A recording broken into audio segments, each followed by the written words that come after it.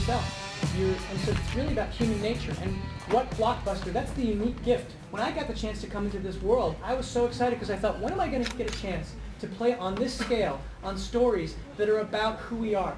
And the last movie for me was An Anatomy of Violence, because I knew it was going to turn out badly, because guess what? It becomes Planet of the Apes, not Planet of the Humans and Apes. So that was built in. That was a gift. So I was like, oh, so now we get to watch how this goes wrong, which means that we get a chance to see what it is in people, the things that drive them to dark things, their fear, their ignorance, their own life experience, which is different, their inability to empathize with the others. So it's relevant in that it's about who we are, and that's a really cool gift to get to do that. Mr. Serkis, if it were possible, would you ever think about living as a human on the planet of apes? If it was possible, sorry.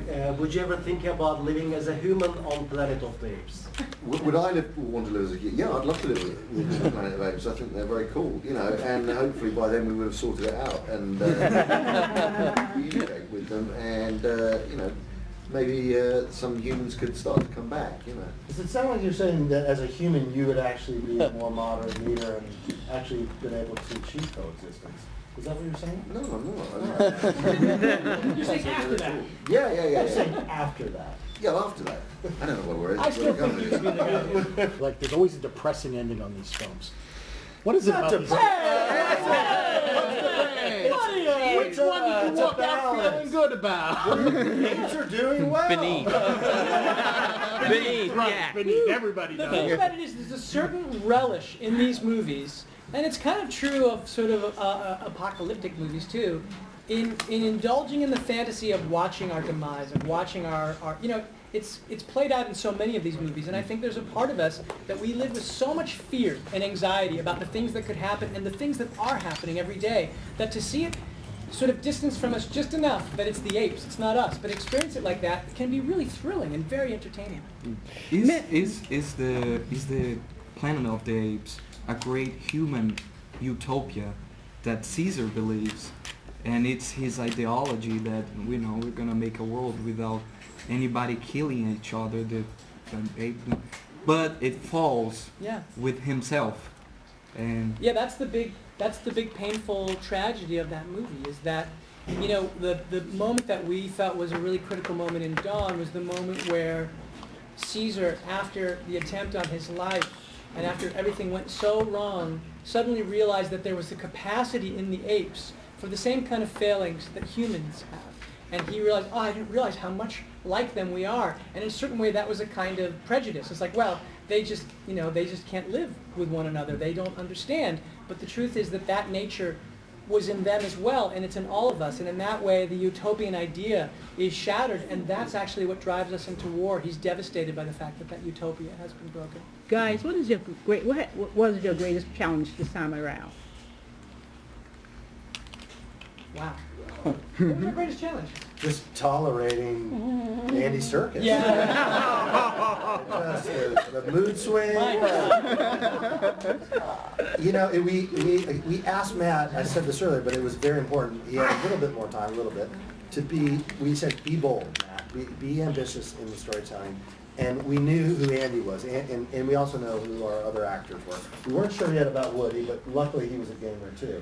But we asked Matt to take this story and these characters and really put them through hardship, because the hope was it was going to turn into this epic, movie, and that the experience was, just this great escapism to just watch. And so the fears were just, it's always the practical challenges of, we're shooting on our 15th straight night, and everybody's about, like, are we going to do it? Can we actually survive in the snow? Or is somebody going to go down? Like, you're working on these things. And will Andy actually have another mood swing? Andy Serkis, just for the record. There's no mood swing. He is the most, the most generous actor and also ever. Just always so composed. Like, and again, like it's Matt will come over to me at the monitor and say, Andy's asking the other actors to push him down harder. Like, it's true. Andy will do anything to get it right.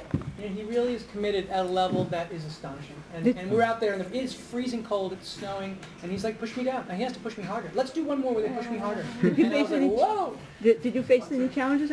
Oh yeah, I mean, look, this was not an easy film to make. It really wasn't. In terms of, I mean, it was emotionally exhausting. I mean, the level of that I had to operate on at playing this character in this movie, I think was probably the most challenging I've ever had to do in anything, because the stakes are so high, the emotions are so raw, that you know, in terms of psychologically, you know, where the character's going, it's the darkest sort of places you have to put yourself into, and you don't really, you know, what you might not know, but when you are acting and you're going for it, and you're going for the truth of a situation, you are altering your chemistry as a human being. You're tricking, you're lying to yourself to take yourself to a place that you believe that this thing is true. So you are physically, emotionally, and psychologically really going through something, and I think that the day in, day out of doing that to the level that we were all required to do it was very taxing, and you know, we had fun as well, of course, but it was demanding, and I'm not sort of trying to make it anything that it wasn't. It was really demanding.